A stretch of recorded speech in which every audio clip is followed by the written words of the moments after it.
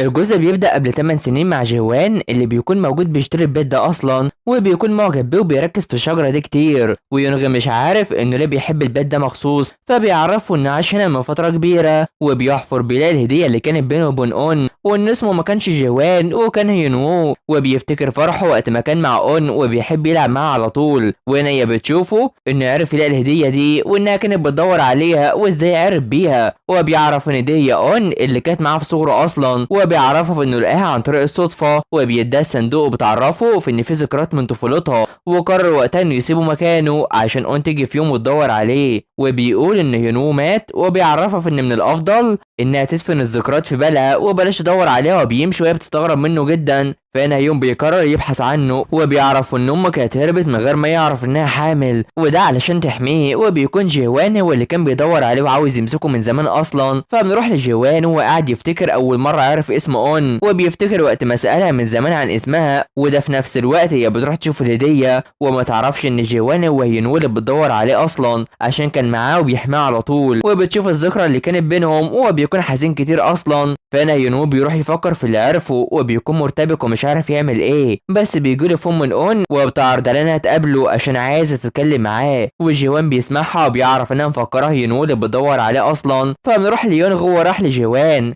وبيعرفوا مخبأ تاون وعاوزهم يبلغوا الشرطة، بس بيكون رافض بدل ما تأذي طايق، وكل ده ودون غصوصة بيكون متابعهم وبيسأل عن هوية يونو، وإن شافه في الفندق قبل 10 سنين وأكيد هو متضايق من وقتها بس مفيش في إيده أي حاجة، وجيوان بيلوم نفسه. فبنرجع قبل 10 سنين مع الأخبار اللي بتتقال على العصابة وإنهم عايزين جيوان يتخفى حاليا عشان متهمينه في اللي حصل، وبيكون يونغ كان لسه طالب وبيقرر يهتم بيه ويخلي كواكي يوصله لمدرسته. فبيدخل الفندق وبيلاقي ان في عصابه موجوده اصلا، وبيخططوا انهم يعملوا حاجه غريبه وبيشكوا فيهم جدا، وبالفعل بيمشي وبيروح لتحضير قاعه الزفاف دي وبيلاقي جو هناك، وبيعرفوا ان عدى 15 سنه ولسه ابوه بيعامله بشكل وحش جدا، وبيكون حاسس نفسه قليل دايما وبيرفض جيوان يتكلم معاه، بس جو بيصر انه يستحوذ على الفندق النهارده ويموت هنا، والحن بيكون حضر عصابه عشان يحاصروا جيوان وبيبداوا في انهم يحاربوه، وبيكون جيوان كويس بس في شخص بيضربه على راسه وبيخليه تعبان، وبرغم كده بيكمل محاربته فيهم، وبيكون جو هو اللي ورا كل ده، بس في الاخر جيوان بيكون بيحاول يهرب وبيتاثر بشكل كبير، وهنا بيل بيجي وبياخده وبيضربه بالسكينه وكلهم بيتصدموا من اللي حصل،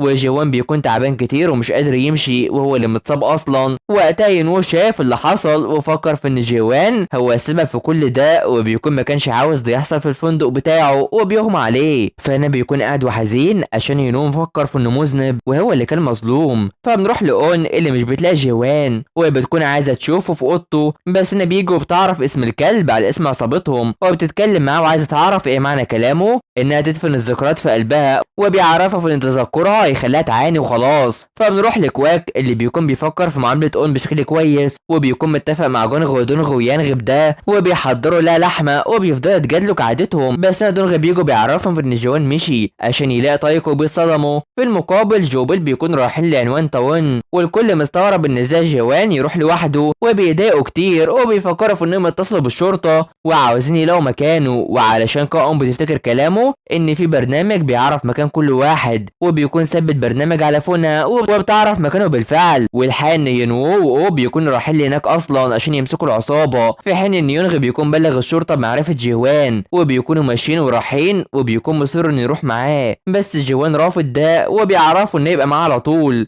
وده علشان نتجاهل مكالمات طايق وقتها وكان فرحان بينتهي الاختبارات، بس جيوان بيهون عليه اصلا علشان اللي عمله ده طبيعي، ولو كان رد عليه كان زمانه ميت حاليا، وعلشان كده بيقرر يونغ انه يروح معاه برضه. فبنروح متابعه الشرطه لتاون والعصابه وناويين انهم يمسكوهم، وبيروحوا يتابعوهم بالفعل وبيمشوا وراهم على طول، والحان هنا جو بيل بيوصلوا هما فرحانين وخصوصا في مكان المقابله، وبيكون معاهم طايق وخايف كتير، بس ده مقابل تسليمه لتاون وبيعرفوا في انه هيموت النهارده ومش بيسمع كلامه، بس في الحقيقه في ان في شخص بياخد جو على طول وبيكون جيوان، ومش عارفين يتصرفوا ازاي، بس يونغ بيكون معاه وجيوان بيهددهم بيه، ويونغ بياخد طايق على طول تحت متابعه من بيل اللي بيفكر، بس ان يونغ بيمشي، واول ما بيمشي بيل بيروح يخبط جيوان على طول. فبنروح لتوان وهي مع العصابة وبيشوفوا ان الشرطة متابعاهم اصلا وبيتضايقوا كتير وبيقرروا الهروب، في حين ان ينو بيكون لسه جيوان شاغل باله اصلا وبيطالب بمطاردته. فانا بيكون الكل راح لمكان جيوان ومش عايزين انها تكون معاهم اصلا، بس بتعرفهم بالمكان. والحقيقة هنا انهم بيمسكوا جيوان وجو بيفضل يضرب فيه وبيزعق عشان بوظ يومه وبيكون ناوي يضربه كتير، بس بيت بيقرر ان هو اللي يعمل ده في جيوان وبيفضل يضرب فيه وبيكرهه حرفيا، في حين ان الشرطة بتتابع العصابة لوقت كبير وبيخليهم يعملوا حادثة. فهنا ينو بيشوف اللي بيحصل لجيوان وجو بيفضل يتريق عليه في انه بيعيش مع اون وبيخليه مصدوم كتير وسط متابع تيون. بس هنا الشرطة بتيجي والعصابة بتقرر انها تهرب، ولما اي حد بيطلع يوم بيضربه وبيمسك الكل على طول، وجو بيحاول هروب وكمان بيل. وانا بيوصلوا بيمسكوا جيوان وبتتصدم كتير وينو بيكون عاوز ينتقم منه بعد ما مسكوه. فبنروح لقسم الشرطة مع تاون اللي بيكونوا ماسكينهم هي وباقي زمايلها، في حين ان جو بيكون واخد المال وبيهرب ومش طايق نفسه بعد اللي حصل ده. فهنا بتكون مستنيه اخبار عن جيوان واللي بيعرفها انه يخرج يوم الحد، وفجأة يوم بيرن عليها وبيكون مش عاوز يقابلها عشان مشغول علشان عنده قضية وبيتصدم. فجيوان بيكون مستني وينو بيروح له عشان يستجوبه، وبتفضل اون تبكي على جيوان وميهو بتقرر تروح لها. فانا يوم بيكون عارف ان هو اللي ساعدهم في القضية وبيوقف ان هو هينو اللي بتدور عليه اصلا، بس بينكر اي حاجة. وفجأة طايق بيجي عن طريق يونغ، فجيوان بيطلع بيفرحوا كتير بتكون بتبكي وبيرفض يواجهها بكده. فبيروح يتكلموا على قضية جيوان بتكون قاعدة حزينة وبتفتكر وقت ما اتجاهلها وبتبكي، وبيفتكر ان حلمه يبقى مدعي عام وده علشان يعاقب الاشرار. وبيفكروا في بعض بس انا بيوصل مستنياه برضه وبتكون قلقانة عليه، بس بيوقفها وبيسألها لو لها مشاعر تجاهه عشان هو ما عندوش مشاعر ليها وبيصدمها وبيمشي.